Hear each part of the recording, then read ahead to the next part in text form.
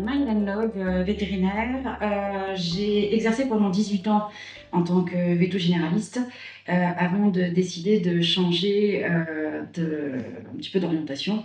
Et aujourd'hui, j'exerce en exclusif en fait en ostéopathie, médecine traditionnelle chinoise et physiothérapie. La médecine traditionnelle chinoise a apporté vraiment des compléments.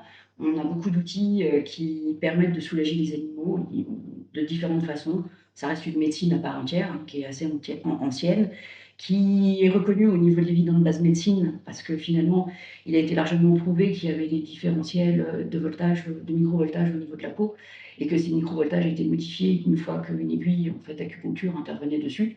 Donc à partir de là, même s'ils ne peuvent pas prouver l'existence de ces lignes de méridiens théoriques, finalement, ils reconnaissent l'existence qu'il se passe quelque chose et qu'il y a forcément une incidence du coup sur le corps.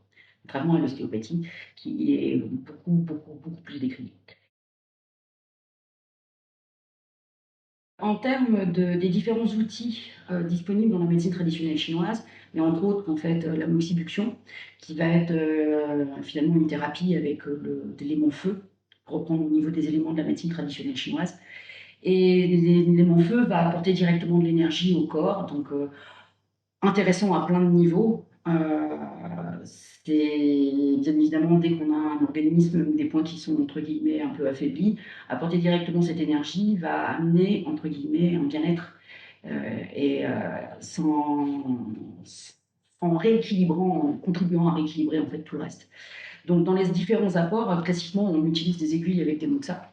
Les aiguilles avec les moxas ont plein de qualités et les moxas sont souvent des armoises de feu, donc récoltées du coup en saison d'été, d'où la notion d'armoise de feu. La plante apporte une information. La qualité en fait de la mise en chauffe, puisque en général le moxa est à 400 degrés à cœur, donc c'est quand même assez fort en termes d'apport enfin je dirais énergétique. On a quand même l'inconvénient d'avoir le risque de brûler l'animal s'il bouge, avec entre guillemets un moxa qui peut tomber ou cramer les poils.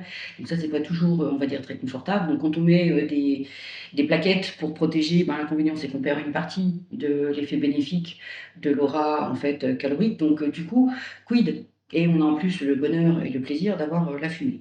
Pour ceux qui la supportent, parce que moi personnellement, c'est une odeur qui me dérange. Donc, résultat des courses, j'étais face un peu à un dilemme, tendance à minorer l'utilisation ou l'intérêt de l'apport de la moxibuction sur les animaux en consultation. Plus facile sur les chevaux parce que finalement c'est extérieur, mais du coup quand je suis en consultation dans mon cabinet, compliqué, parce qu'il y avait quand même pas mal d'effets secondaires derrière qui, moi, pouvaient me déranger ou déranger mes clients. Résultat des courses, le chat est par exemple aussi un animal pour lequel je ne me sentais pas forcément de planter une aiguille avec un moxa, avec les risques de s'il bouge, s'il est inconfortable et d'avoir à gérer entre guillemets la peau. Enfin, du coup, il y avait quand même des limites, malgré que ce soit entre guillemets la voie princière pour dire la voie royale pour pouvoir faire de la moxibuction. Et j'ai contacté Sadételec et j'ai AcuShop et j'ai testé en fait leur Premio 10. Au départ, j'étais assez réticente quand ça avait été présenté parce que je trouvais que la circonférence d'action en fait était limitée, que la mise en température était peut-être limitée par rapport au Moxa. Et puis finalement, j'y ai vu l'intérêt parce que je l'utilise beaucoup plus facilement. Et certes, c'est un investissement, mais finalement, il y a une praticabilité.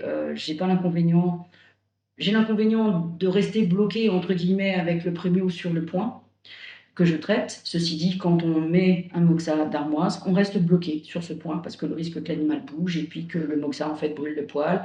Et devant le client, ça fait pas forcément terrible. Puis pour le laisser avec un bout de cochon cramé, c'est pas terrible non plus.